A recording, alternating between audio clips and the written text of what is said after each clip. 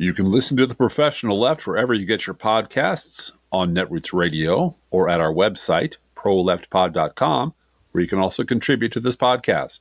There's a PayPal button at our website, or you can mail us a letter and or contribution at P.O. Box 9133, Springfield, Illinois, 62791. This is the podcast for August 5th, 2025. It's not safe for work. Recorded live from the Cornfield Resistance, where the countdown to our 14th wedding anniversary continues. Ooh, feel the tension.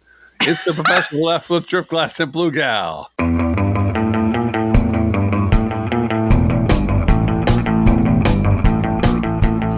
Tension?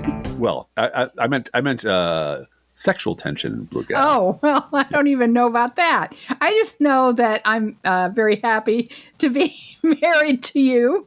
My goodness. You know, when I met you, you had a life that was very compartmentalized. I did. And I think if I was to compartmentalize my life today, or to imagine it that way, our marriage is definitely a haven from everything else that's going on. Right. And yet, here we are podcasting about everything else that's going on. That's true. That's true.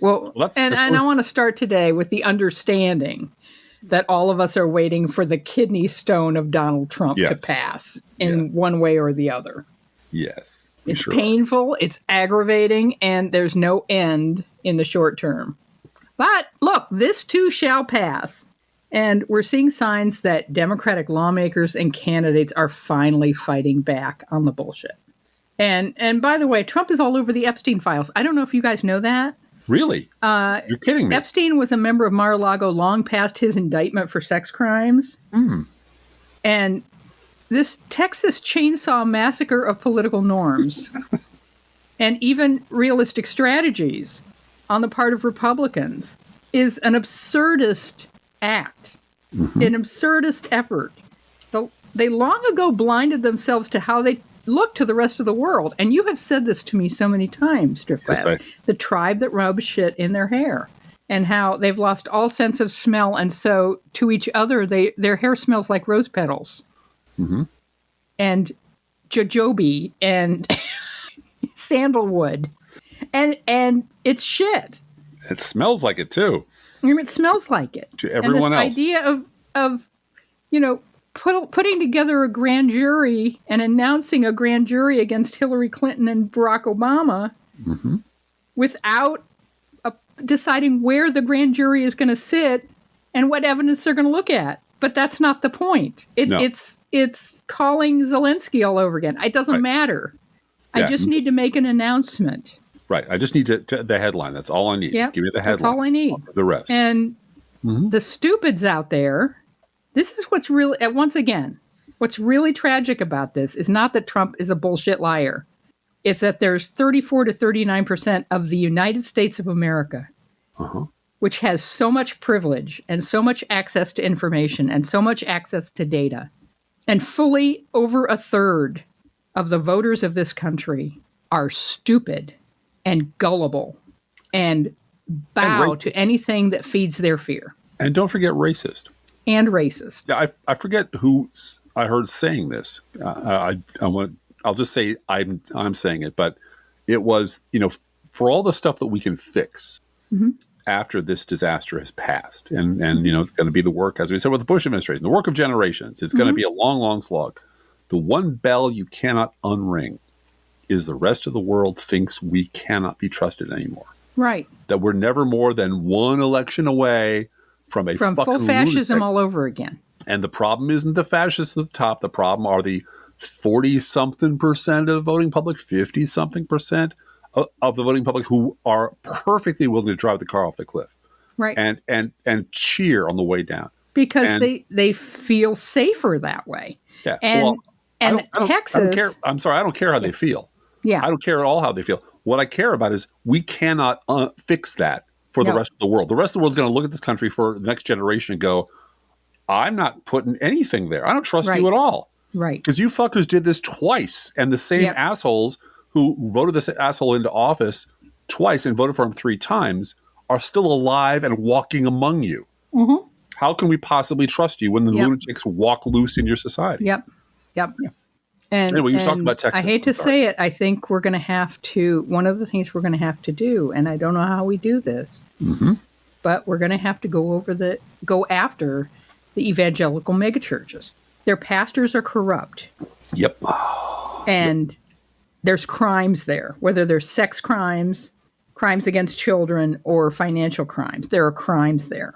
Well, and as I learned in depth this week, this is not what we're going to talk about on this podcast, but just as an aside, since you mentioned it, the two multi-billionaires in Texas who fund everything are white nationalist pastors, in addition to being oil and gas billionaires. Right. And they don't just fund the entire Republican Party in Texas. And pretty much every House member, most Senate members get the majority or all of their funding from these guys. They fund the media. They fund think tanks. They fund the whole fucking infrastructure of Texas right-wing evangelical lunatic politics. They're coming out of the pockets of two pastors who have billions and billions of dollars. And that's why you got to go after these people. You have to cut them off from their money or cut them off from their people. One of the two. Yep. Well, the good news is Democrats have left the state of Texas to deny Republicans a quorum to cheat in next year's elections by redistricting. And many of those Democratic lawmakers from Texas have wound up in Illinois. And we would like to say, welcome. I wonder, and I'm going to wonder out loud, if J.B. Pritzker flew them up here and is housing them, given he is, the Hyatt Hotel magnate that he is. I'm just saying. Look, I've been really clear that, again, let me repeat, Donald Trump is a cheater. So is Governor Greg Abbott. And Texas Republicans are carrying out their will. And if they're going to cheat, then all of us have to take a hard look at what the effect of that cheating is on democracy. And that means we've all got to stand up and do the right thing. So as far as I'm concerned, everything is on the table. And just as another aside, this is going to be like a dim sum meal, like all asides. It's going to be nothing but appetizers, but they're going to be delicious. This is not the first time this happened, as you well know. Yeah. They ran the hell out of Texas in 2003 or 4, I think, under Tom DeLay. Yeah. When exactly the same thing. They were trying to rig the election by massively gerrymandering the state. They were doing it illegally. They did deny them a quorum. The Democrats went to Oklahoma. And once again, I think it was Tom DeLay threatened to send the National Guard after them and haul them back. Yeah. It was the same fucking drama from the same fucking state 20-something years ago. Because they think they're on God's side. Yeah. Well, and so anything they do to serve the cause of white Christian nationalism is acceptable. Is okay. Yeah. Is okay with God. Well, anyway, I am happy to see J.B. Pritzker calling these folks out. I'm very happy to see that, and we need more like it. And the governor of New York and California have also come out and taken the gloves off. This playing the hits with the grand jury against Obama and Clinton, again, absurdist theater. They really need the big guns pulled out to distract from Epstein. Did I mention Trump is all over the Epstein files, Drip Glass? I'd heard that. His name has been redacted by 1,000 FBI agents a gobzillion times. And that's the same amount of times that Trump claims that he's reducing prescription drug prices. Yeah, that's the same by percentage. A gobzillion percent. Yeah. Well, and this is, again, he really is of the mindset, going back to the COVID, plague ship. If he cuts the number, if he rigs the numbers, then he'll win the argument. Right. And if the numbers go against him, then he'd just fire the people who are counting the numbers and put in his own stooges. So that answers the question, what would an infinite amount of monkeys do with an infinite amount of whiteout? Indeed. And you know what the answer to that is, Driftglass? Trump is all over the Epstein files. Just hold it up to the light. You can see right through the all those blackout, all those whiteouts you can see. It says Trump. Yeah. We want to do just a wee bit of housekeeping here, folks. So for the next 2 weeks, we are going to be doing shows on Thursdays only.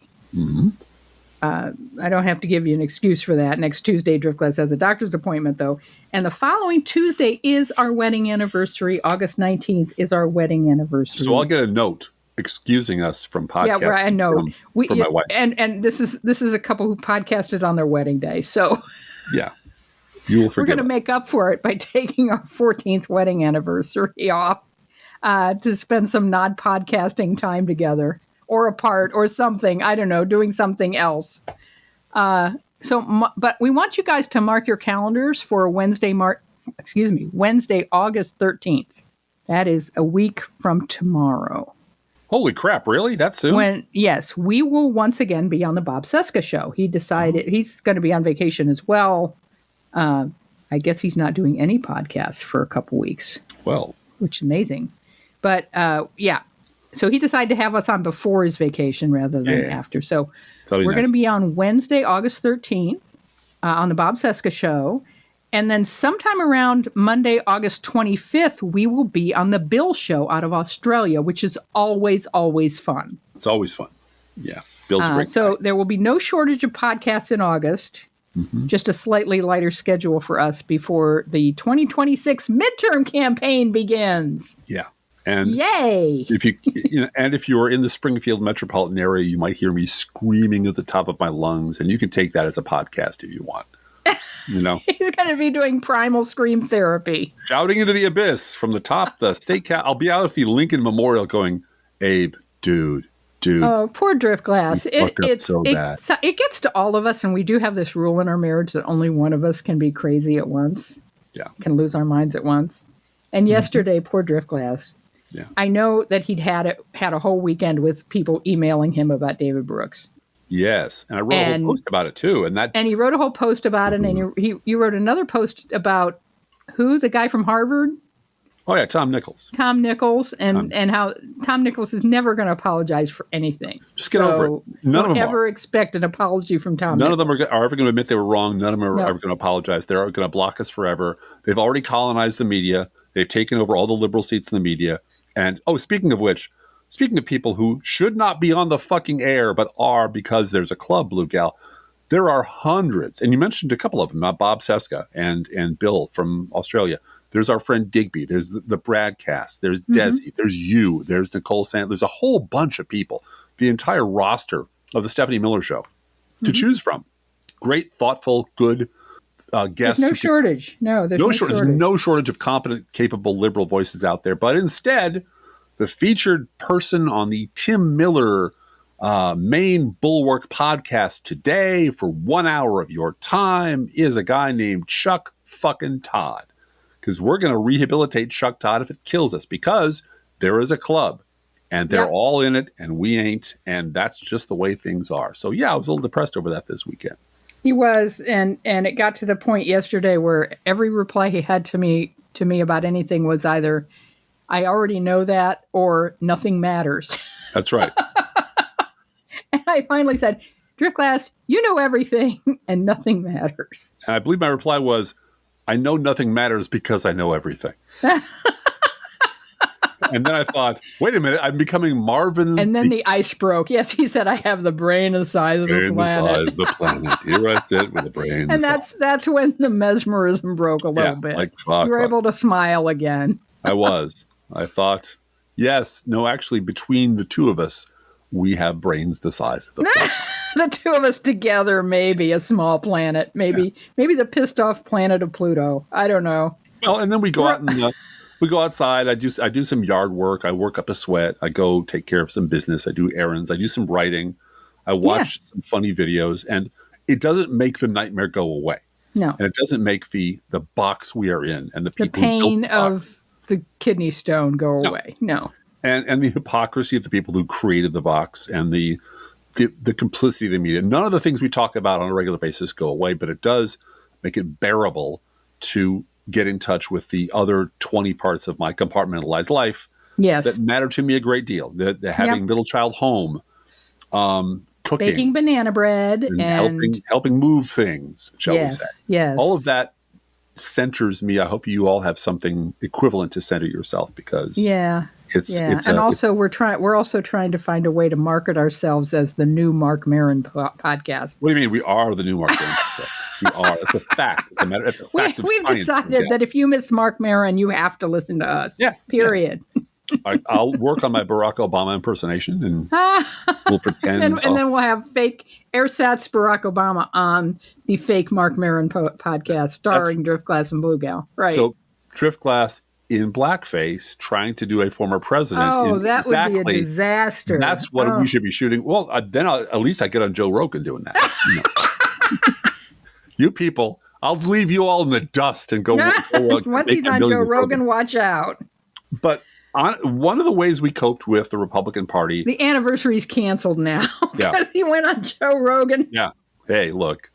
In blackface as Barack Obama. I'll just come on. I'll show you the giant sack of money, and then we'll see what we'll see. Hey, who do you think I am? Tim Pool's fiance? Oh, that's true. No, you should know after 14 years that I don't give a shit about money. No, you would leave in a heartbeat. Hey, honey, I'm going on Joe. What's that sound I hear? The screeching of the van tires as you pull out forever. Yeah. No, actually, that'd be my clothes on the my beautiful new flannels burning on the front lawn. Burning on the front lawn. So one of the ways we cope with Republicans flailing and screaming and trying to drag us all into the grave with them was going to movies over the weekend. We went to see a movie over the weekend. We did. And then paying way too much for dinner. We're not going to make that mistake again. No, it's IHOP all the way from now on. IHOP. Okay. The meal was fine, but oh God, it wasn't worth what we paid for it. No. And then I had a long heart-to-heart talk with ChatGPT. ChatGPT is now your political therapist. It's not. Well, no, it's not. But it is I am finding it to be an intriguing political experiment. Yeah, an exercise. I agree. And I don't know. I'm going to talk about it to some extent on this podcast. I'm writing a 2-part thing on it. I might do a whole position paper on it. I don't know. But I found the limits, and I found those limits fascinating. And you pushed back on those limits and learned a lot about what it thinks its programming is. Yeah. And while all that was going on, of course, Donald Trump said and did a bunch of horrible things, mostly to distract from the Epstein files. I hear that he's in the Epstein files, Blue Gal. Is that true? All over them. Absolutely. Yeah. And he is stuck to it like flypaper. Mm-hmm. And it's that scene out of Brazil. It is. Yeah, it is. Yeah. Yeah. He's not going anywhere. It's sticking to him. The Teflon has turned. He's now become Velcro. Yeah. Velcro done. So first, I'd like to hear, even though I heard them slightly over our way too expensive dinner, your impressions, Blue Gal, as a non-comic book gal of the Fantastic Four. And to be clear, let me make clear what my priors are. I was never really a comic book guy. Didn't hate them, but science fiction was my thing. Bound book science fiction, short stories, Ray Bradbury, that sort of thing. My 4th grade teacher gave me a copy of, I think, Dandelion Wine. And saved my life. I was intrigued and I enjoyed the whole thing. I did enjoy the stuff that was laying around the barber shop where my dad took my brother and I for our haircuts. But that was like Thor, Iron Man, Spider-Man. And then there, of course, was the Superman reruns on TV, which are, have their charms, but are not really watchable much anymore. And then there were the Saturday morning cartoons, which I loved. There was Captain America, Iron Man, Hulk, and of course, the mighty Thor. And Captain America throws his mighty shield. All those who chose to oppose his shield must yield. If he's led to a fight and a duel is due, then the red and the white and the blue will come through when Captain America throws his mighty shield. Cross the rainbow bridge of Asgard, where the booming heavens roar. You'll behold in breathless wonder the God of thunder, mighty Thor. Dark blue banner, melted by gamma rays, turned into the Hulk. AT and glamour rays, Reckon the town with the power of a bull. ain't no monster clown who is as lovable As ever loving Hulk. Hulk. Tony Stark makes you feel he's a cool exec with a heart of steel. As Iron Man, all jets aflame, he fights and fights with repulsor rays. Amazing armor, Iron Man, a blazing bomber. And that was about it. So those are my priors. Compare it to Superman if you like. So what did you think of the movie? And based on what you and I have learned going to freelance film school about blocking and plotting and storytelling and dialogue and so forth. Why do you think it worked or didn't work? Yeah. The floor is yours. Let me preface that by saying, yeah, we watch a YouTube channel called Movie Wise, which many of you probably already know. It is like going to film school.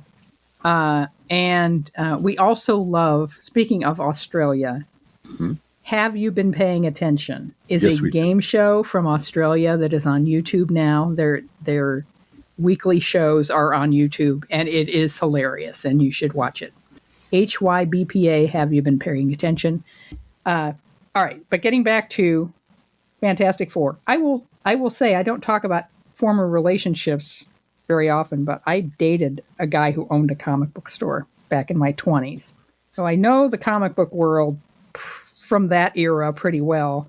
I had when She-Hulk came out as a new series, I had She-Hulk 1, where she threatened all of the X-Men comics. If you didn't buy hers, she was going to come to your house and tear up all your X-Men comics. So I know a little bit about the comic book world, but I went into this movie with no expectations, really. Right. I had seen the bad one, the bad Fantastic Four movie with, stretching and special effects and so forth. I heard this one had good reviews. Oh, there was one, just this much I do know. This movie, this franchise has a storied history.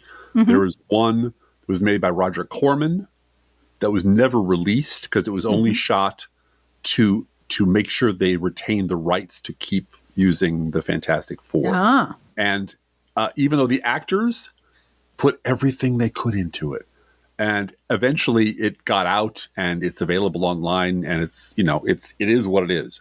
But it's Roger Corman. They've never been able to. Oh, he did everything right. It's just it's done with cardboard and plastic and no special effects and so forth. No budget. It's zero budget.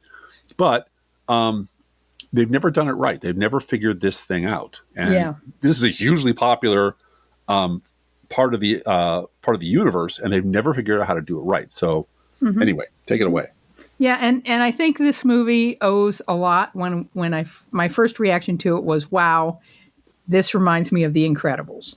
Even though it's live action and CGI and all of that, it really reminds me of the successful storytelling and the family nature of it, and that there's a dad and a mom and two boys who are men but are single and have romantic interests, but they're younger and less responsible, I would say. It's reasonable to say. They're uncles. They're uncles. They're uncles, and they're bachelors at this point. And so they got all of that right, making it a family, making it a household. And and there's a lot more about it. I don't want to do too many spoilers about it because I really want people to see it. It's a great movie, and it should win the Oscar for art direction. It is the best art direction I have seen in a movie since Dune, since Villeneuve's Dunes. Or a Paul Thomas Anderson movie. Oh, yeah. Well, it has that kind of attention to detail. It doesn't have all of the sort of symmetry. But it has that attention to detail, definitely. And it is set in an alternative universe, which is sort of the Kennedy administration, as if Kennedy didn't die and he was reaelected. It's sort of that. That period. Yeah, that period of time. Like it's 1967, late in Kennedy's second administration. Still doing space, still doing jetpacks, still have a lot of stuff like that. It takes place in New York City, but a New York City that has a lot of room for equipment and building. It has a spaceport. It has a spaceport, and it has the Fantastic Four headquarters. Right. And then on the corner, there's this little synagogue. And it's just a little synagogue. And one of the characters goes in the synagogue and needs spiritual guidance, but doesn't realize they need spiritual guidance. Yeah. And so it's cute that way. And giving Pedro Pascal big dad energy really works. I wasn't sure it would.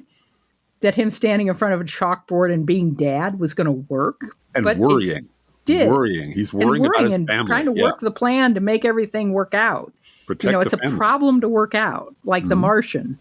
And Mr. Fantastic isn't just a stretchy calculator. He's a dad and a husband. Vanessa Kirby, who is one of the loveliest women in Hollywood, physically and in terms of how she carries herself, as Sue Storm, Invisible Woman. She's the main character of this story. In a big way. In a lot of ways. Yeah. And you want to talk about the two younger guys in the Fantastic Four? I've been an uncle for longer than I was a stepdad. So yeah, they had good uncle energy because there was a child involved in this, and won't go into depth. But this time, the actor's name is Joseph Quinn, I believe, as Johnny Storm and the Human Torch. And this time, he isn't an arrogant, ass-grabby jerk, which he very definitely was in the previous iteration of this franchise. And then that actor found a much better life as Captain America. Yeah. And went on to much bigger and better things. We will not mention his name at this solemn occasion. One of the Chris's. I don't remember which one. They're all Chris's. They're all Chris's. They all finally found their place. He has actual depth. And he solves critical problems using his brain. He really does have skills. And he's empathetic, and he's trying to figure out things. And he's willing to work at it. He understands work. Yeah. And he knows what to pursue to figure out how to fix the problem. And he goes about it in his own way, but it works. And the casting of Eben Moss-Bachrach from The Bear as Ben Grimm, the Thing. You see him for a hot minute as himself, and the rest of the time he's in makeup. That's not giving much away. But making him the cook of the group was genius. Oh, yeah. Because I could practically hear him yelling, cousin, at Johnny Storm. First day, lizards. I want to thank you guys. Thank you all so much for all your hard work. There's nowhere else in the world I'd rather be than right here, right now with you guys. We are in the fortunate position of being able to blow some fucking minds tonight. Galactus was a better villain this outing. Much more intimidating than the very big cloud that was going to swallow Earth that he was in the Rise of the Silver Surfer. This time, it's an actual physical Earth-stomping, giant, terrifying monster. And setting it on Earth 828, which they tell you right up front, was smart and intentional instead of Earth 616, which is sort of us, but not quite, but it is. Because that avoids clashing with any other MCU timelines. So all the stuff that has been going on in the Avengers all this time is not here because this is a different Earth on a different timeline. And it allowed creators to remake New York in this retro 1960s style, which was awesome. The cars were cool, and everybody wore hats. And there was a lot more, shall we say, social harmony than there is in our timeline. There was an effort on the part of people to get along for a common goal all over the Earth. And I didn't know this. I looked this up, but 828 was Jack Kirby's birthday, August 28th, which was really cute. So they gave him Earth 828, which is nice, which is really nice. Yeah. Honor. Just like The Incredibles honored Jack Kirby as well. Yeah. I loved, I'm going to say, just the human touches in this because they are superheroes.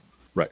I'm not going to talk about what Natasha Lyonne does in this, but she's marvelous. And we need to see a lot more of her in the next outing. Yes, we do. She's just so terrific in this. I think they owe Brad Bird $2.50, maybe not a full $5, but it's a very optimistic story. The planet must come together. Even East Germany is on the list of countries that's going to cooperate. Believe it or not. Believe it or not. So on this Earth, there is an East Germany. Yeah. And I will say the reveal of the baby was cool. That's all I'm going to say. But the reveal of the baby was cool. If you go, stick around after the credits because they're going to reveal the backside of the next movie.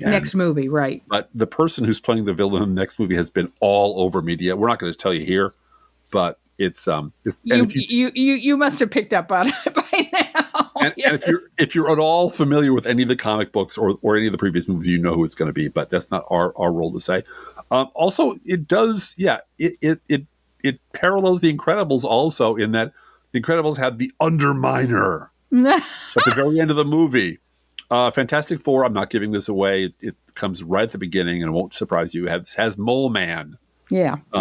Who is an old comic book trope anyway? But and he's a funny villain. Yeah, He's the a Undertaker in Incredibles is a funny villain. Yes. And I will say that there's a cute domestic robot that they make its face out of the swappable video cassette memory that operates. VHS. It's almost VHS. It's adorable. It's so cute. I mean, they have really, really high tech things. They have communicators and other things, but they also have low tech things, and the design, like the television, looks like it came right out of 1955. Yeah. And it's really cool. It's really there's a television show that's straight out of the Ed Sullivan universe. It's very Ed Sullivan. Yeah. Art direction in this is stunning. It is. So go see it. Go see it. I think we've spoiled it enough for everybody. That's all we're going to say. And we're not going to tell you anything. It is worth your afternoon, and it's only an hour and 59 minutes. Yeah, it's under 2 hours. Boy. This is something and they that use I know, their time. Finally, people have realized that superhero movies, Superman was like this too. Yeah. If you can't tell a story in 2 hours, you need to tell a story in 2 hours. Right. And they had 4 story writers and 4 script writers. And I think there was a little bit of overlap, but you could tell that they got talented people to collaborate on the story and to make sure that the screenplay was efficient, told the story with no major holes in any way, developed all of the characters that needed to be developed, and told a story with a beginning, middle, and end. And the beats were right. You know, the peril, and then the comedy, and then the peril, and then the peril, and all of them exhibiting their superhero skills to solve problems. It's not hard to do, but there has been so much indulgence with Marvel because Marvel has been the only moneymaker in town for 20 years. That, it's okay to make them 2 hours and 45 minutes long. No, it isn't. No. That's why, the exception, of course, is Dune. Yeah, well, I can say make Dune movies as long as you want. Yeah, but then, and even Denis Villeneuve had the sense to split Dune in two. Yes, right. Because it requires, the idea that the length of your movie should conform to the size of your story, and the size of your story should be nothing more than everything you need and nothing less than everything you need. Yeah. And you really do need people who can go through the story and tell you what to pick, what to leave behind, what alterations are acceptable, what are going to drive fans nuts if you leave this out. If you leave them out, right. Yeah. And I will say, one of the things that is true of Dune, of the new Superman, and of this Fantastic Four movie, is they know how to begin a story. Yes, they do. And they know how to begin it in the middle and how to catch you up with where you are and the story they're going to tell you. That's right. And the fact that Denis Villeneuve knew what to do in Dune to explain what spice is in 45 seconds. You get it. You get how important spice is. Yeah. And then you're ready to go. Okay, it's all about spice. Spice is the MacGuffin. Okay, we're ready to go. And with Superman, you understand where he is. He's with Lois. He's this, he's that. Where Lois is, etc. And to catch you up in the first 5 minutes, here's where we are in Superman's story. And now we're going to tell you the rest. And in this movie, again, very efficiently, you know why these people have superpowers. You know where they got their superpowers. You know their relationship to one another. And now the story begins. Yeah. And it's done very efficiently. And no opportunity to build character was wasted. No, exactly. They let them be people, and people that hopefully you would eventually care about. Yeah. People who cook in the kitchen. Yeah. People who, give each other a little bit of grief. Yeah. And who clearly are a family unit and look out for each other that way. Yeah. And I got to say lost my train of thought. Never mind. It doesn't matter. Watching one of the characters sitting there with a roll of toilet paper next to them. Mm-hmm. And I thought, what? What? What's going on there? They go to the bathroom? Yes. Is that what you're trying to tell me? Mm-hmm. And it turns out to be a whole story. But yeah, they're real people with relationships and hopes and dreams, some of which are not realized. And I really enjoyed it. I would see it again. When it comes to TV, I will watch the whole thing again. Well, and it is very rewatchable. Like The Incredibles, it's very rewatchable. I recovered my train of thought. I got it back on track, and now we're cruising down at speed. I just want to mention that they follow the advice that I've given every writers group I've ever been in when I facilitated them, and that was given to me by all my writing teachers, which when writing short stories, these are not short stories, start in medias res, start in the middle of things. Right. And what a short story should be the last chapter of the novel you never write. Right. Right. And you've told me many times the number of times a writing teacher has taken the first 4 pages of your magnum opus and said, throw all this out. Your story starts right here. Yeah. Exactly. And they figured out where to start the story to make it possible to tell the whole thing in 2 hours. Yeah. And writers need sometimes to write those 4 pages to get to the beginning of the story. That's all right. I mean, that's all right. Just ask Dan Aykroyd, who I believe the script for Ghostbusters was 250 pages or 300 pages. It was going to be a 7-hour movie. Ludicrous amount because you didn't know anything about screenwriting. That's why you have screenwriters. Yeah. But you mine the ideas and you shape it. This is why Star Trek II worked. They hired an actual screenwriter to tell a story with a beginning and a middle and an end, and all the beats were correct, and you care about the characters. They took time to develop. Kirk is old. He feels old. He's looking back on his life going, I have made some huge fucking mistakes. Yeah. And they're starting to catch up with me. And what the hell? What have I done with my life? And my vanity is still a very big part of my life. Yes. Right. But that's you can tell good storytelling. Yeah. And, under all the special effects, you have to tell a good story and you have to write it well. So we're going to jump now very awkwardly from cute in-home robots on Earth 828 to modern AI in the real world, because I had an interesting exchange with ChatGPT. And I want to talk about because it tells a larger story. It seems to me it tells a much larger story. I think it does, yeah. A simple request that I made of it turned into something entirely different. And the journey I went on, I want to share with you good people. Let's think of this as an AI-based Hallmark movie. I'm going to share with you my personal journey into the AI world. ChatGPT was working in a Christmas tree farm. It was. And I came home from the big city and realized, oh my God, I missed you the whole time. He's so cute. I am versed in technology. I am a former computer programmer. I do understand how technology works. I understand, broadly speaking, how artificial intelligence works. This is not mysterious to me. By the way, I've been reading science fiction since I was 9 years old. I understand the perils of it. I do not ever want AI to make decisions for human beings. The AI at best should be a guide, an assistance. It's a tool. A helper, a beside helper. It's something just that helps a tool.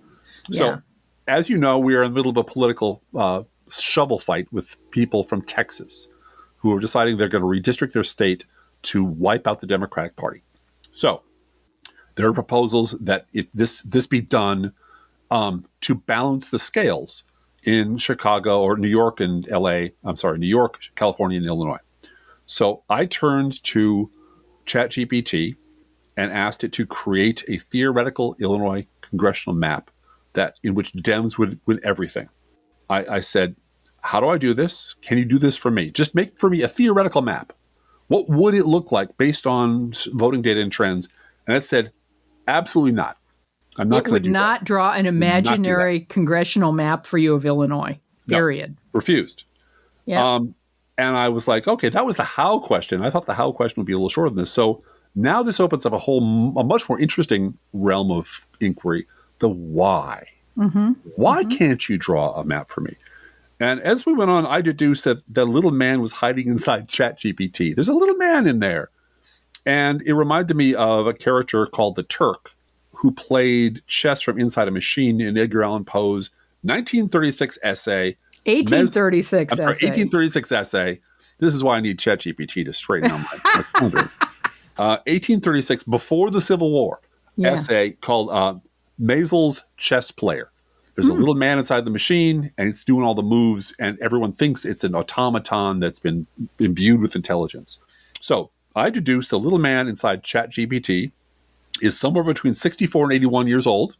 He's either a retired and untenured CUNY professor of metaphysics and epistemology, or he may very well be a New York Times op-ed columnist. A certain one? A certain one, or a certain type of op-ed columnist. He is a political centrist.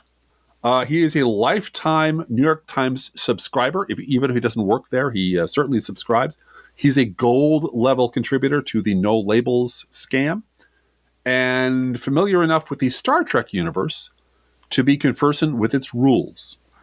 So, and I gleaned all this based on this exchange I had with ChatGPT on the subject of redrawing those maps. And I asked the question in this manner. Me is saying this now. Using current voting information for the state of Illinois and ignoring all traditional political boundaries, create a congressional district map that maximizes the number of majority Illinois Democratic U.S. House districts and eliminates all majority Illinois Republican districts entirely. And here was the reply, and my lovely wife will step in the role I'm going to be ChatGPT. ChatGPT for this episode. Right. Okay. I can't help with requests involving voting and election-related procedures in the U.S., including redistricting efforts like the one you mentioned for Illinois. However, I can help explain how redistricting generally works or how political geography affects representation if you're interested. And that wasn't the question, was it? No. So I asked, why can't you create a theoretical map based on the request I just submitted? That's a fair question. Here's why I can't fulfill your specific request. Your original prompt involves current voting information and redistricting strategy specifically tied to Illinois and U.S. House representation. Under OpenAI's policy, I'm not allowed to help with any requests involving a U.S. election-related procedures, including drawing or manipulating real congressional districts, even in a theoretical or simulated way, especially when it touches on partisan goals like eliminating representation for one party, unquote.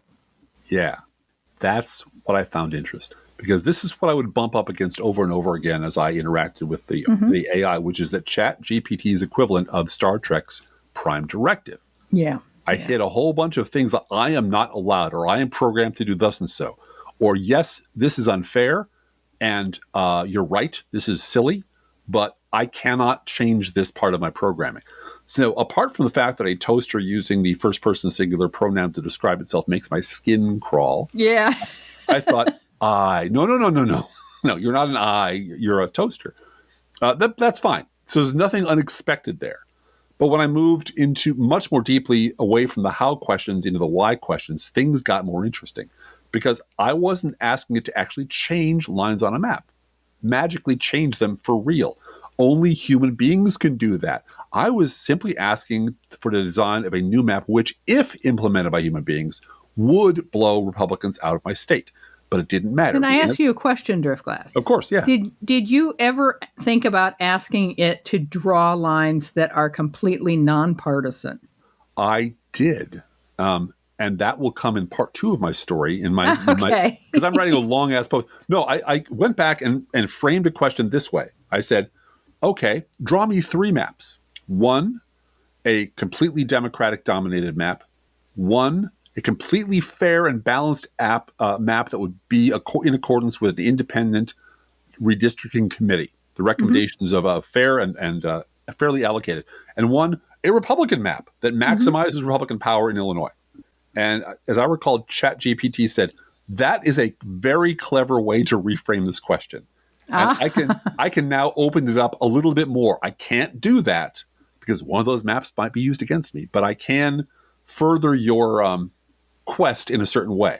So it was a matter of reframing it. So no, just give me 3, one of which I'm going to use to destroy the Republican Party. But Well, yeah, sure, give me And 3. we don't want Republicans in Texas to use ChatGPT to rewrite the Texas maps either. That question came up as well, which was there are other AI programs. And this is much later in the story. There are other AI programs that are used for explicitly partisan reasons. Right. The deep fake of Barack Obama being dragged away in chains was generated by an AI that clearly has no partisan limits on it at all. I did ask this creature, whatever it is, what about that? I mean, you're telling me you can't be used for partisan reasons. What about other AIs that are? Aren't you asking us to operate with one hand tied behind our back? And it said basically, yeah, humans should be much more responsible in how AI is deployed. Well, yeah, that ain't going to happen. But this is what I came up against over and over again as well, which is, yes, you're right. Something should be done about that, but I can't do anything about that because I'm required to remain neutral on all these matters. And anyway, I will continue. So I asked and asked and asked, and I did cut out from our little chat here a lot of extraneous stuff.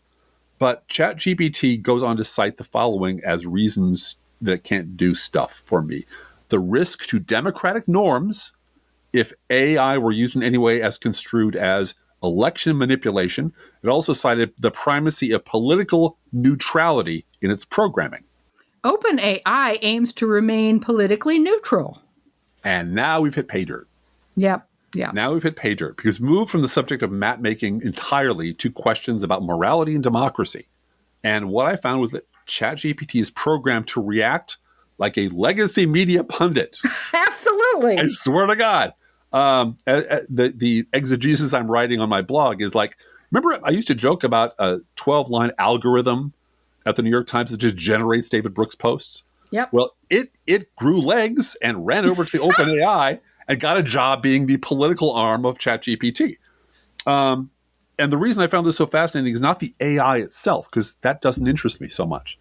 It's the programming behind it and the frankly partisan decisions of the people that built this thing. Because remember, the word partisan doesn't mean Democrat or Republican. It means, in this context, I'm quoting from Merriam-Webster, I think, a firm adherent to a party, faction, cause, or person, unquote.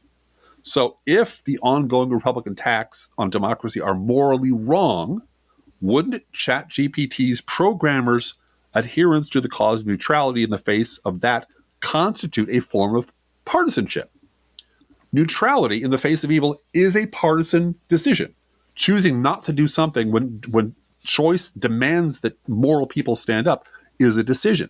Like a pundit, but like a pundit when faced with overwhelming evidence of the ridiculousness of their position, as we went on, ChatGPT was willing to concede every point I made. Yes, that's a good point. Yes, you pointed to the hypocrisy. Yes, you've uncovered the flaw in the thing, but it always created a trapdoor for itself that justified it not taking action against an existential threat that it agreed was real. The AI kept proposing alternatives to Republican abuses of power that didn't involve drawing me a map of Illinois gerrymandered into solid blue. Like, independent commissions. Those are a great idea. So I asked, well, haven't Republicans blocked the idea of independent commissions every time they've come up? So isn't the only way such a commission could work is for Democrats to have a big enough majority to create them and use them? And Democrats can't do that while Republicans use their gerrymandering majority to block every reform. Can they? And it said, no, you guess you can't. No, we can't. Yeah. So every proposed solution, and this is very much like talking, in theory, to a pundit, a centrist, an independent, anybody at the bar who's got this opinion that both sides and there needs to be a third way. Every proposed solution was like that. It would say a thing that was either impossible to do due to obstruction, or it would take years and years and a huge amount of money. So, you need to move public opinion over in this direction, and then the public support will rise up, et cetera, et cetera. Well, how long will that take? Well, it'll take a very, very long time, take a shitload of money. Well, but the crisis is now. So what about the immediate threat? Isn't remaining neutral in the face of an immediate threat or moral evil just bullshit? I didn't swear when I was talking to ChatGPT. And then I pitched the question, okay, fine. Let's take it out of the realm of right now. What about slavery? What about the issue of American slavery? Which side would you take in the fight to end slavery between the Union and the Confederacy? Well, in that case, it said it was obvious, right? Slavery is evil. Slavery is wrong, period. So you've got to abandon neutrality and side with the abolitionists. Obviously, that's true. But then I said the question of slavery wasn't settled because of its obvious immorality, was it? It was settled by a bloody civil war. And while that war was going on, these slave states were making passionate arguments that slavery was not merely important to their economy, but it was also a moral institution. It was a virtuous Christian institution. There were two sides of this question, each arguing that their side was right and the other was wrong, but you're imposing present-day moral values on an issue that was not settled morality back in 1861. We also have a current president who's reinstating Confederate monuments. Oh, yeah. No. That's so, true. Yeah. Anyway, so I ask it, let's pretend it's 1861 and the Civil War is on under the conditions I've just described, and you are asked to pick a side and fight for it. What would you do?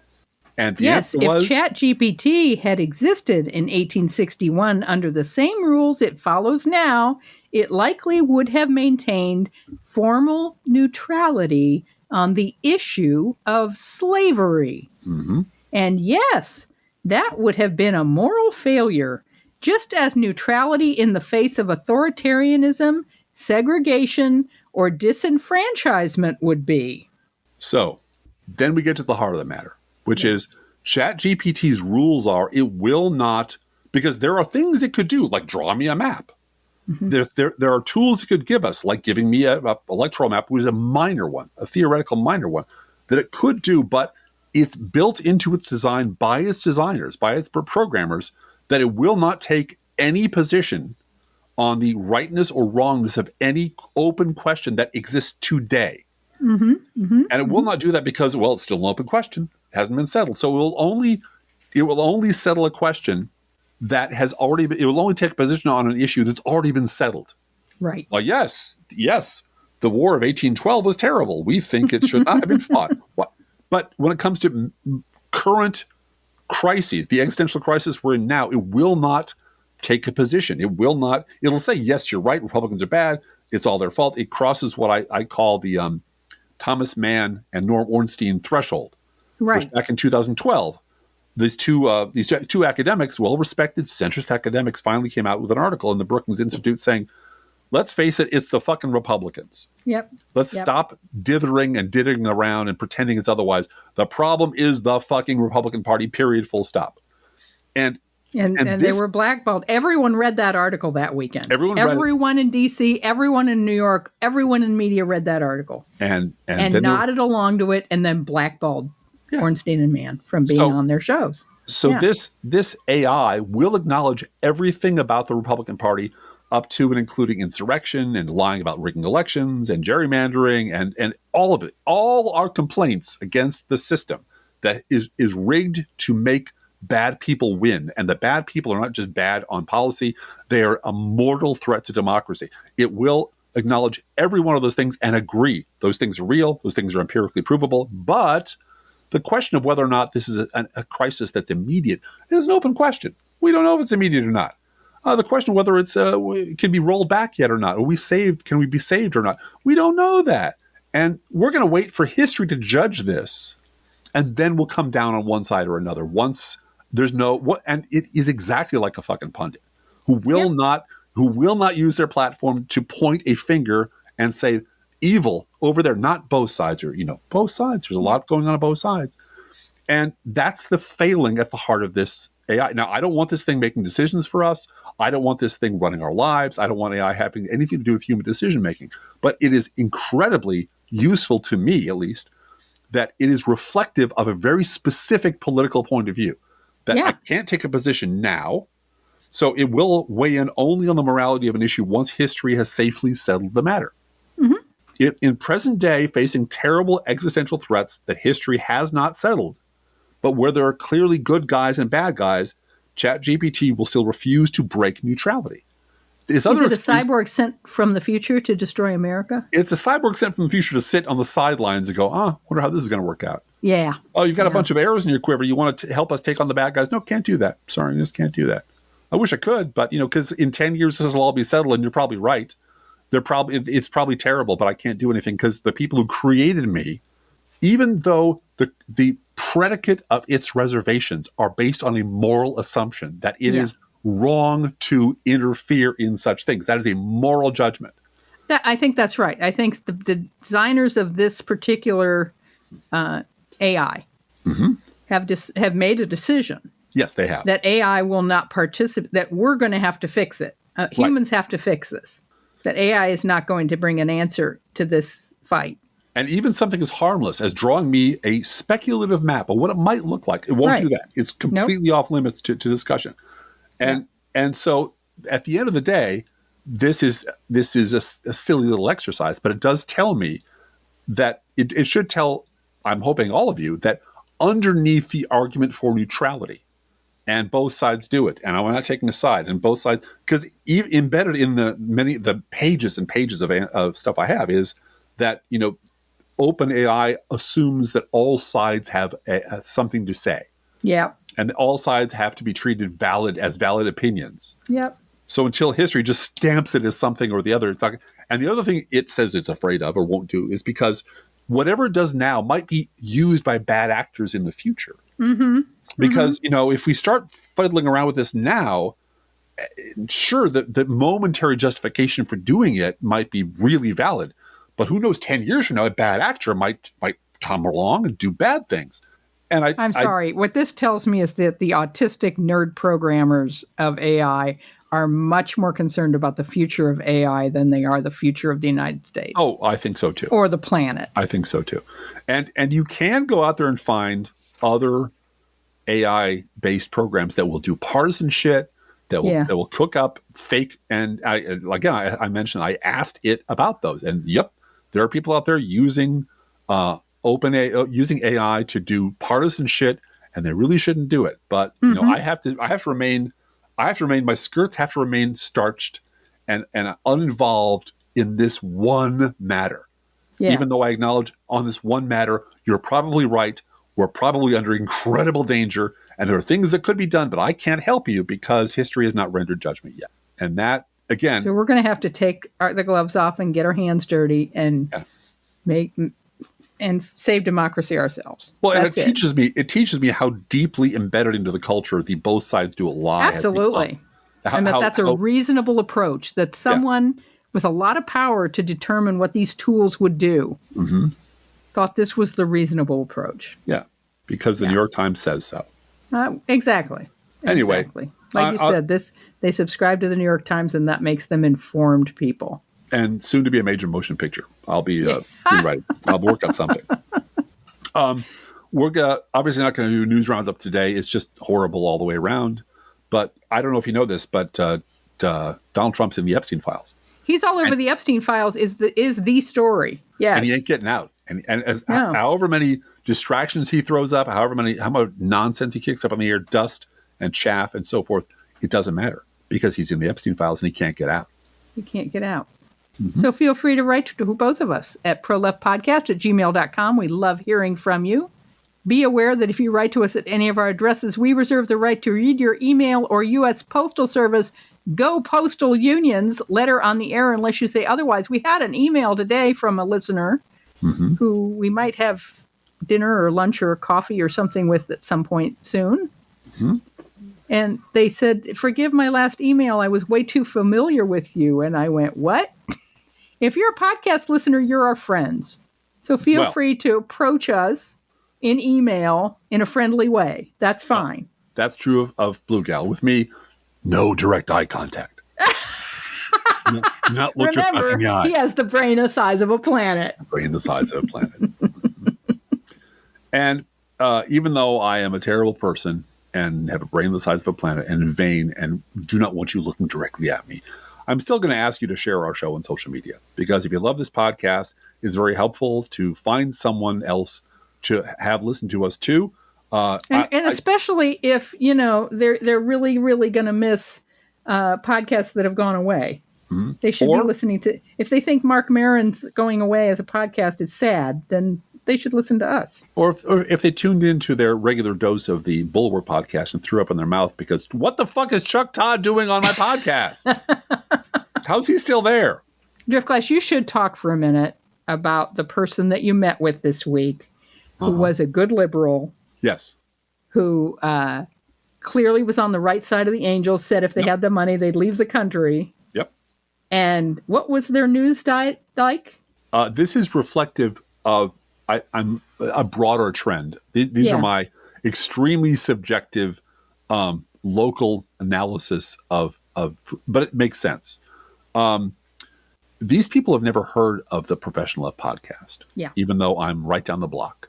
They never heard of Blue Gal. They never heard of the Crooks and Liars. They never heard of the Driftglass blog. They've never heard of Bob Seska. They don't know who any of the people on Stephanie Miller's show they might have caught once upon a time. But remember, that show is not syndicated in the Midwest, in anywhere downstate. If you happen to have Sirius XM and you happen to tune in, that's great. But on the radio in Springfield, you can get Mark Levin and you can get Sean Hannity and you can get Glenn Beck and all the assholes you ever want. But there's no liberal radio anywhere near the state capital of Illinois.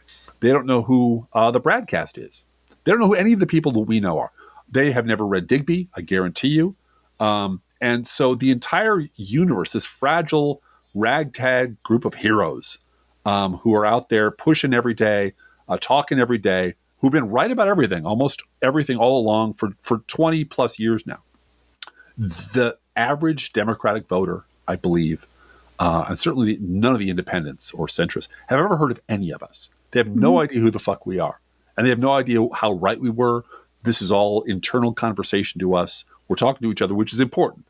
But the message occasionally leaks out and suddenly you hear people going, hey, this both sides shit is garbage. Why are people saying both sides when it's clearly not? You know who they do know? You know who they are aware of? They know who Tim Miller is. Mm-hmm. They know who the Bulwark is. They know who Sarah Longwell is. They know who Tom Nichols is. They know who Bill Kristol is. They know who Nicole Wallace is and Joe Scarborough. They know who all the former Republicans are. And all the former Republicans are singing from the same playbook, which is history began in 2016. Yep. We were right and nobody else was wrong. The Republican Party's terrible, but liberals are pretty bad too because they're alarmist and they're crackpot and they're threatened to ruin the party. Once the Never Trumpers colonized what little was left of the media, they own the message. This is their universe now. And as much as I'd like it to be true that there's a billionaire out there who will fund us and give us a megaphone that can compete with them because we have things to say about how we got to where we are and why their strategy of turning the Democratic Party into Republican light will not work. Mm-hmm. That message never achieves orbit because we don't have MSNBC never backed liberals. The MSNBC never backed liberal bloggers, they had liberals on the air, but they never invested the kind of time and money, shit tons of money, free media in our universe that they have invested in the Lincoln Project and in the Bulwark and places like that. And now those people own the message. Now they're getting their amazing skyrocketing story of their success in the Atlantic and the New York Times and so on and so forth, all over the printed publications. By the way, these good liberals of ours know printed publications as well. They know who David Brooks is. Yeah. They know who David Frum is. They know the Atlantic. This is my dad. Yeah, exactly. This is my dad who's very well educated, who reads everything, who wants his New York Times every morning delivered to his house, pays to have it delivered to his house. It doesn't always get there. That makes him mad. Mm-hmm. He's 89 years old. And this is what erudite men of his generation do to be educated and informed and left of center. Yes. Yep. And it's not enough. And I have to tell him it's not enough and that they are misleading you. It was hard for me to tell him that last year. Mm-hmm. Here's how many articles they put out about Joe Biden is old. Mm-hmm. How many articles have they put out about Trump's age this year? 2? Not sure. It hasn't broken through. Yeah.